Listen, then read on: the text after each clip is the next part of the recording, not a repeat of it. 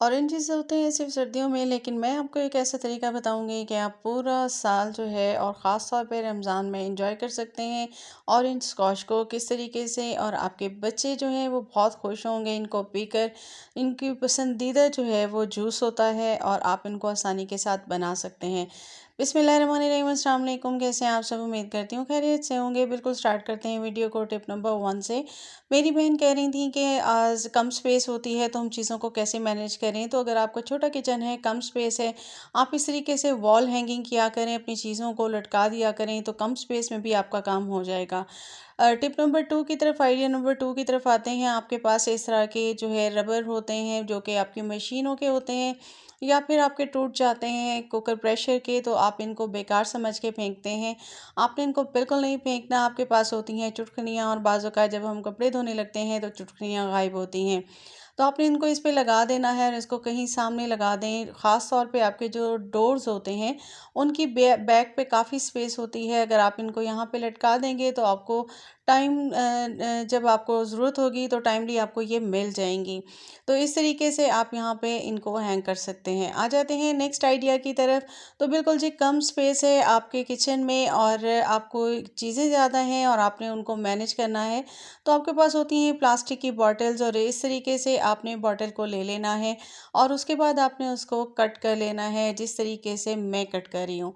ठीक है, पहले इसके ऊपर के पार्ट को हम कट कर लेंगे और मैंने यहाँ पे काविया कर लिया था गरम और इसकी वजह से मैंने थोड़ा सा होल कर लिया। आप चाहें तो छुरी को गर्म करके या फिर कोई कील ले लें, उसको गर्म करके आप इस तरह से थोड़ा सा होल कर लें। उसके बाद इसका ऊपर का पार्ट जो है जहाँ निशान होता है वहाँ तक इसको आपने कट कर लेना है और इसको कर लेना है अलग। अब आपने क्या करना है कि आपने ले लेनी है प्लास्टिक की अपनी ये बॉटल और इस पे आपने जी बिल्कुल नीचे की तरफ जो है वो सेंटर से 1 इंच की एक पट्टी निकाल देनी है और उसको नीचे ला के आपने 1/2 इंच का जो है वो गोल सा हिस्सा इस तरीके से कट कर लेना है। ठीक है, फिर उसके बाद आप जब इसको नीचे लेकर आएंगे तो 2 इंच की आपने नीचे से कट कर लेनी है। तो इसकी शेप कुछ इस तरीके से हो जाएगी कि एक ये होल्डर बन जाएगा। तो हम ख़वातीन के लिए ख़ास तौर पे एक मसला होता है कि हम जब भी माचिस वगैरह रखते हैं तो वो या तो गीली हो जाती है काउंटर टॉप पे या फिर जो है वो गुम जाती है। तो हम यहाँ पे बना रहे हैं एक ऑर्गेनाइज़र। आपके पास स्पेस नहीं है और आपने जो है वो चीज़ें रखनी है तो यूँ आप इसको हैंग कर देंगे और इससे क्या होगा कि आपकी सारी की सारी माचिस इसमें आ जाएगी। ऊपर की तरफ हम एक होल कर लेंगे और साइड्स की जो इसके एंड्स हैं उसको हम इस काविये की मदद से थोड़ा सा जो है वो बिठा देंगे कि ये शार्प होते हैं तो माचिस निकालते हुए हमें हाथों में लगे नहीं और हमारे हाथ ज़ख्मी ना हो। तो इस तरीके से आप जो है अपनी बेकार प्लास्टिक की बॉटल्स को काम में ला सकते हैं और इस तरह के ऑर्गेनाइजर्स तैयार कर सकते हैं जो कि आपके कम स्पेस को जो है वो फ़ायदा देंगे और आपकी जो है चीज़ें हो जाएंगी मैनेज। तो इस तरीके से अपने से लगा देना है और किचन में कहीं भी आप सामने एक कील लगा दें और उसके बाद इसको लगा दें और आपकी सारी की सारी मर्चें आ जाएंगी सामने।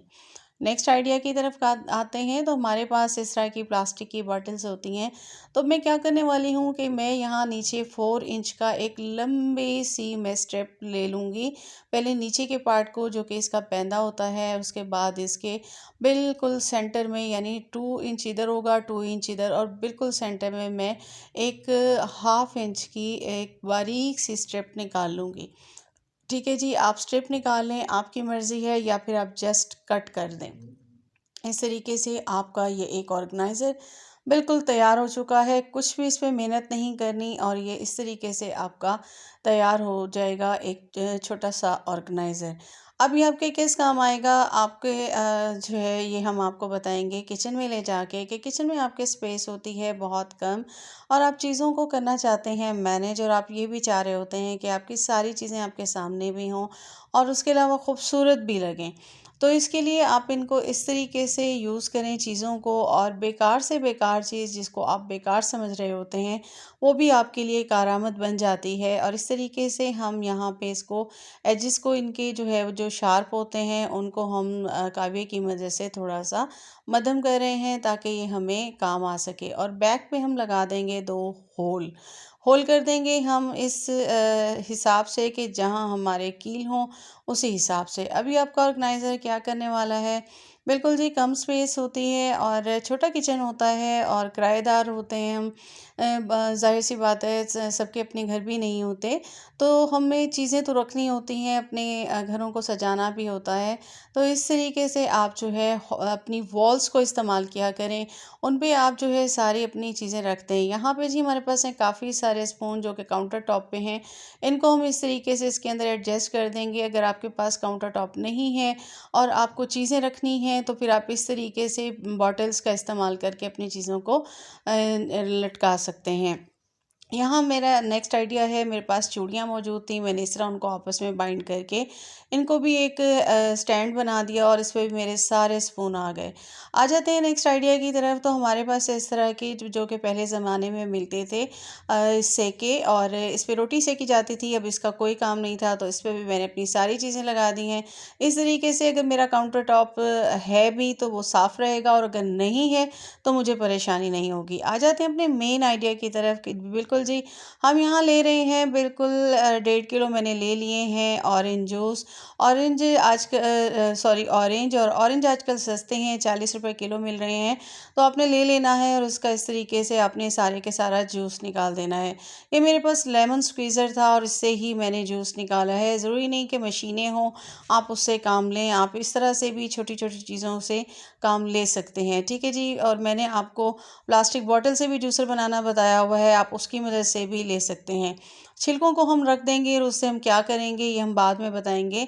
यहाँ पे हमने अपने जूस को सारे के सारा छान लेना है, क्योंकि इसके अंदर काफ़ी सारे यहाँ पे सीड थे और इसको हम छान लेंगे और सीड को अलहदा कर लेंगे। ये हमारे पास तकरीबन जो है वो जूस आ चुका है 1 kg जितना, और इसको हम साइड पे कर देंगे। अब हमने 2 लीटर जितना लिया है पानी एक पैन में, और उसके अंदर हम शुगर ऐड करेंगे तकरीबन जो है वो 1 kg। ठीक है जी, अगर आपके पास 1 kg जूस है तो उसको अपने 1 kg लेना है। जैसे कि अगर इसको हम कप्स में लें, यानी आपके पास 4 कप्स हैं तो आपने उसको 8 कप जो है वो शुगर लेनी है। ठीक है, ये आपका जो है तनासुब होगा। मैं यहाँ चीज़ें लिखती भी जा रही हूँ क्योंकि बोलने में बाज़ औक़ात भूल जाते हैं, तो आपको इससे अंदाज़ा हो जाएगा। 3-4 मिनट इसको अच्छे से बॉईल आने दें और ये अच्छे से घुल जाएगी। जब ये घुल जाए और एक तार का आपके पास शीरा आ जाए तो आपने इसको उस वक़्त चेक कर लेना है। ये देखिए जिस तरह के मैं चेक करती जा रही हूँ और चम्मच से ऊपर की तरफ, और इसमें बॉईल भी आ चुके हैं। तो इस स्टेज पे हम इसके अंदर ऐड कर देंगे अपने जूस को। ठीक है जी, उसके साथ ही हम लेमन जूस ऐड करेंगे। ये मेरी नेक्स्ट टिप है। लेमन जूस हम क्यों ऐड करते हैं, ताकि ये लॉन्ग टाइम तक रहे, और इसमें हम कोई भी केमिकल यूज़ नहीं कर रहे। हम इसमें एज अ प्रिजर्वर जो है वो लेमन जूस को ऐड कर रहे हैं। ठीक है जी, अब इसको हमने अच्छे से बॉईल आने देना है, ताकि जब इसकी जो ऊपर झाग है, नेक्स्ट टिप मेरी यही है कि ऊपर झाग जब इसकी आ जाएगी तो आपने तब इसको अच्छे से स्पून को चलाते जाना है, और उसके बाद आपने 7 मिनट तक मज़ीद जो है इसको बनाना है ताकि ये थिक हो जाए। अच्छा, आहिस्ता आहिस्ता ये थिक होना शुरू हो जाएगा और उसके बाद आप इसको चेक करेंगे।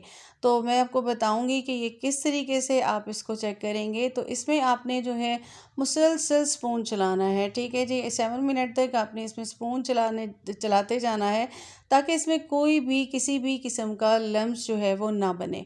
ठीक है जी, आप स्पून चलाते जाएंगे और हल्के हल्के हाथों से, और ये आपका जो है आपने इसको पूरे का पूरा घुमा लेना है। ठीक है जी, इस तरीके से आपका ये रेडी होना शुरू हो जाएगा। और फ्लेम, नेक्स्ट टिप ये है कि फ्लेम आपने मीडियम रखना है। फ्लेम को ना तो स्लो करना है ना ही हाई करना है। ठीक है, इसको आप इस तरीके से बनाते जाएंगे। अब आप देखेंगे कि टाइमली ये थोड़ा थोड़ा सा गाढ़ा होना शुरू हो जाएगा, और अब हम इसको चेक करेंगे और उसके बाद हम इसे ठंडा कर लेंगे और उसके बाद आपने इसको बॉटल में भर देना है। नेक्स्ट टिप मेरी ये है कि आपने जिस भी बॉटल में डालना हो उसमें उसको पहले पानी में बॉईल कर लें। पानी बॉईल करके नमक डाल के उसके अंदर उसको ब्लांच कर लें और फिर साफ़ करके आप उसमें रखें, तो आपका लॉन्ग टाइम तक जाएगा। तो ये आप इसको एंजॉय कीजिए जूस को। और जूस में विटामिन सी होता है, विटामिन डी होता है, फाइबर होते हैं, कैलोरीज़ होती हैं और सारी मैंने यहाँ पे मेंशन कर दी हैं जो कि हमारे लिए और ख़ास तौर पे बच्चों के लिए बहुत ज़रूरी होती हैं। न्यूट्रिशन वैल्यू मैंने सारी यहाँ पे मेंशन की हैं।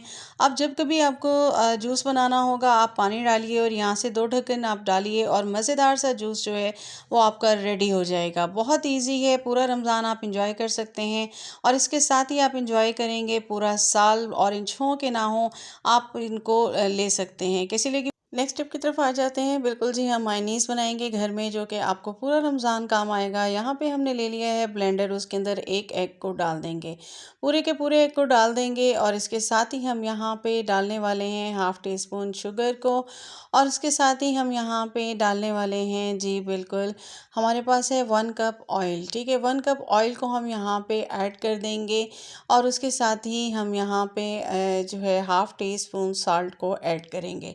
आप मायनीज़ लेकर आते हैं महंगा महंगा बाज़ार से, आज हम आपको घर पे बताएंगे। 1 टीस्पून आपने जिंजर गार्लिक पाउडर डाल देना है। उसके बाद आपने इसको अच्छे से ब्लेंड कर लेना है।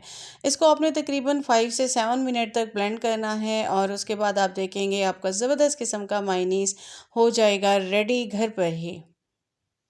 उम्मीद करती हूँ रमज़ान के हवाले से मेरा आज का ये कंटेंट आपको पसंद आया होगा। पसंद आया हो तो मेरे चैनल को सब्सक्राइब कीजिएगा, बेल आइकन को प्रेस कीजिएगा। अपना रखिएगा ख्याल। अल्लाह हाफ़िज़।